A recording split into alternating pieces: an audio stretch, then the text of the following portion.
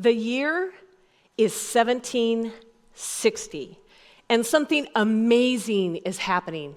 The Industrial Revolution is booming, and factories are cranking out products at a scale we've never seen before. It's the height of what human intellect can create. Business and society, they all celebrated the incredible achievement and benefits that came from standardization. But this epic achievement came with a price tag that nobody expected. Because the Industrial Revolution also standardized human thought. Ask yourself, what happened to that little girl who stared up at the moon and the stars and asked, why? Or that craftsman who experimented with metal and asked, what if? Or that inventor who tinkered in their workshop and asked, how? I invite you to think back on your own life. When did you throw away your curiosity and your imagination? And when did you pick up the perception of what you think adulthood should look like? You see, as factories and production lines expanded, we needed standardized thinking. That craftsman who used to experiment all day long became the employee who repeated the same motion over and over and over again. And that inventor who used to question everything became the worker who followed directions without question.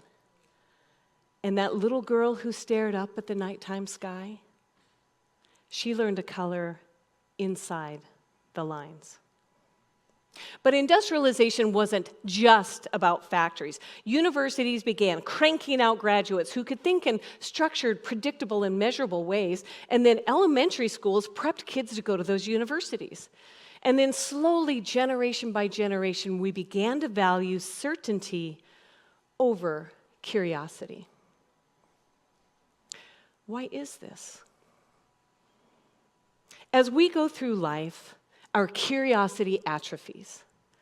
Think back on your own childhood with me for just a minute, because something happened that we didn't even realize. Research tells us that 4-year-old kids ask an average of 100 questions a day. And I know for me as a parent of 3 kids, and maybe some of you can relate to this, it can be so irritating, especially when we're all packed in a car and we're driving halfway across the country. But each of those questions is this little spark of wonder as kids try to understand the world around them. When we're small, we ask questions to challenge authority and to unveil the mysteries of life. Some of those questions are small, and some of those questions are existential. Do I have to wear clothes? Can goats get married? And every parent's favorite question, where do babies come from? But by middle school, that number of questions has dropped to almost 0. And I know that was the situation with me. And I still vividly remember sitting in 7th grade science class and that periodic table and that smell of formaldehyde. And my hands high up in the air, and I'm getting reprimanded yet again for asking too many questions. Our curiosity atrophies because we quit using it. But why do we quit using it? I mean, work today is entirely different, but there's this residue that lingers from the Industrial Revolution. We value certainty over asking questions. And we've created standardized tests that measure knowledge, but not curiosity. We're having the one right answer matters more than wondering why. And now here we are in the midst of the AI revolution. And some people think that artificial intelligence is that final nail in the coffin of human curiosity. And while AI is behind all kinds of industries and places that we'll never see, it's really easy for us to ask powerful tools like Siri and Alexa and ChatGPT a question. And to be honest, if they can answer them instantly, why do we need to bother to wonder? But what if we are looking at this all wrong? What if instead of being the end of curiosity, AI is the key to its very revival? What if the answer to how we reinvigorate our human curiosity actually is, in fact, AI? I mean, think about this. Throughout history, anytime we have ever automated a task, we haven't made humans less important. We've just expanded what we're able to do.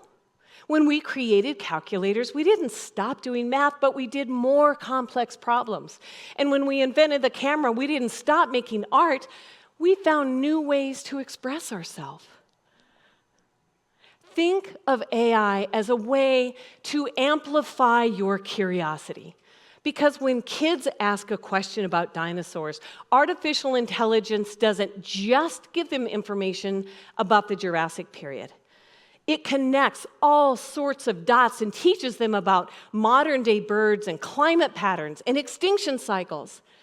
And kids can ask AI all the questions they want about what clothes to wear and what goats can and can't do.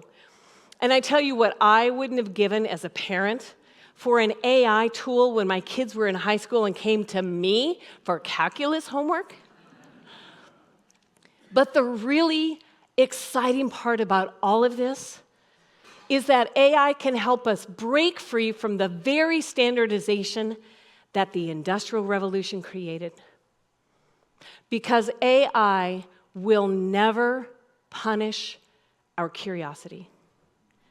AI will never tell us that question was dumb. AI will never say, you should already know the answer to that. AI purely rewards us for having the curiosity to ask the question in the first place, and then it wants to join us on this beautiful journey of discovery.